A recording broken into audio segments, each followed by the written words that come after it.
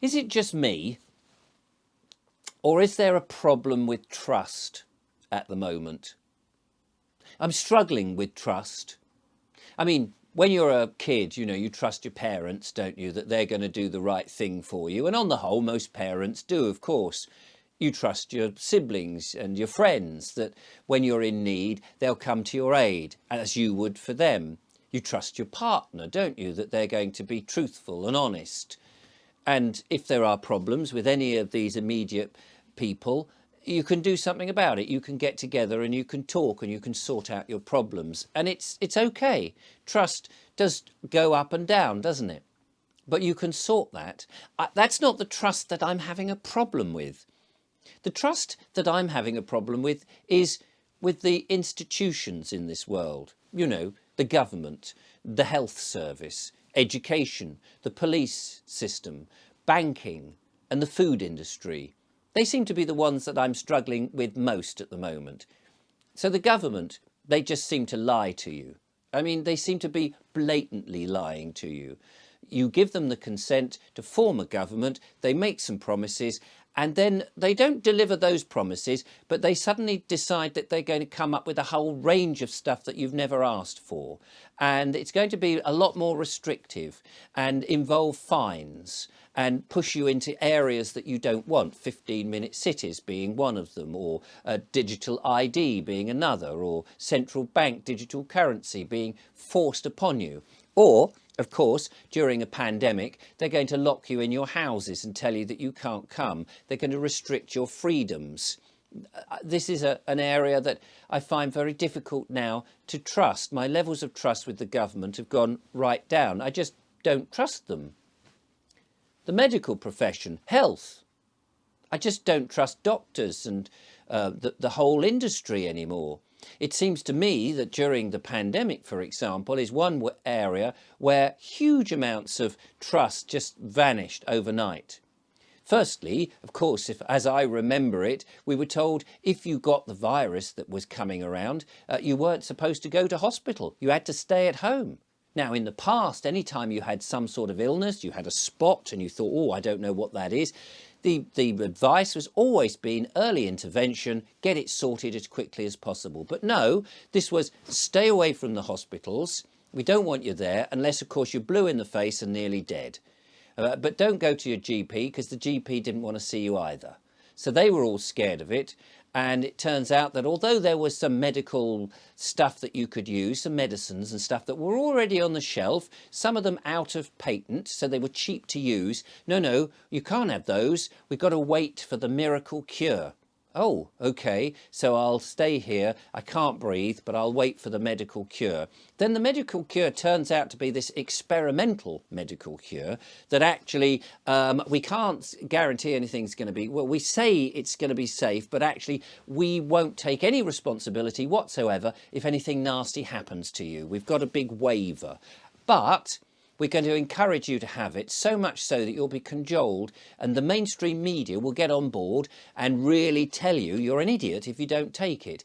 Even though that actually the virus bit was only going to harm the people who were of a certain age, in their 80s, say, or people who had vulnerabilities, comorbidities and things like that. The rest of you really don't need to bother. But we're going to pretty much mandate it. And if you don't take it, we'll even take away your job. So I have no trust in that. And in fact, it starts to make me think, what else is in these pills and these tablets that have all this huge list of things that might have side effects to it? And actually, it's amazing how many say, in the side effects of what seems to be the most benign of pills and things that you have, possible death. Oh, well, that's a bit of a side effect, isn't it? I didn't actually read in the great big long list of things. Oh, possible death. Oh, that's interesting. What they don't tell you is that your body is actually designed to heal itself. Your body, if you eat well, if you eat healthy foods, get off the processed stuff, you can actually, apart from breaking a bone, or having a road traffic accident or something really major like that, but just general illnesses and viruses, on the whole, your body has a very good knack of saving itself, of healing itself, and that the most of the things that people end up going to their doctors for, we could heal ourselves if we looked after ourselves, if we had more sense of responsibility and were shown that instead of just going to the doctor every 10 seconds for any slight illness, we could actually do something. So that's why I they never ask you, do they, when you go to the doctor? They never say, well, what is your diet? Show me your diet plan. What are you eating? There's something that you do to your body every single day. You shove stuff into it. That's got to make an influence, hasn't it? It really has got to make an influence on what happens to the chemistry within your body. But the doctors don't ask you that, not interested. They just want to know what the symptom is. Oh, I see, yes. Well, we'll do this and we'll cure the symptom, not the cause. I don't have any trust in the medical profession. Mainstream media, I'd mentioned there briefly, of course, I'd have no trust in the mainstream media anymore. I mean, all the lies and the rubbish and the influence that it has to dumb you down and make you think in a way, or to stop you thinking for yourself. Absolutely no trust in the mainstream media. I mentioned banking. I have no trust in banking, of course. Terrible, terrible ideas that are coming through in which the bank systems... I mean, I didn't realise until fairly recently that your money that you've worked for all your life, that you work and you put into the bank, as soon as it goes into the bank, it's not your money anymore. It's their money. Excuse me, I didn't see a big sign saying actually what you're doing is you're giving us your money. OK, we have a legal obligation to give it back to you, but it's actually our money when it's there. So much so that if you ask for a substantial money out, they'll ask you, what are you going to do with it? What are you going to spend that on? I'm sorry, it's my money. I'll spend it on what I damn well like. Well, no, actually, it's not your money. Although we have to give it to you, we can ask you what you're going to spend it on because of, well, you might buy something we don't want you to buy, or then you may be involved in a scam. We don't want any of that. It's for your benefit. Is it? Is it? How come you have now this legal right to actually own the money I put in the bank? So I don't trust the banks. I don't know what you do. They want to get rid of cash. Cash is a wonderful thing. Cash is king. We need to use more cash. When you have a transaction with somebody, you're buying a car in cash, or you're buying some, I don't know, from a sweet shop, a chocolate in cash. Nobody need know about it.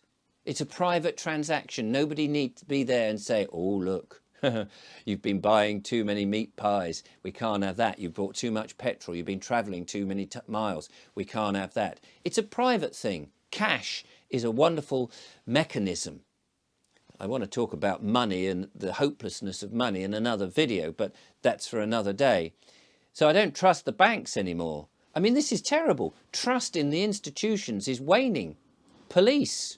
Well, when the police can come and knock on your door and ask you about your thinking, that's where I think there's a little bit of overreach. When you have had a burglary and nobody wants to bother with you, or you've had your car stolen and they just say, well, there's a number, we'll probably never find it. You sort of start to lose your sense of trust in the police. Education, that's another one. What are the teachers teaching the kids? It's not necessarily the people, the actual people doing the work, that I distrust as such. It's the systems. The teachers are now being forced to teach a whole load of different things. For example, this nonsense of critical race theory, or of white privilege, that if you're white, well, you've got this privilege that nobody else seems to have. Or they're rewriting history about, well, this person was a terrible person because he was involved in slavery at some point in his life.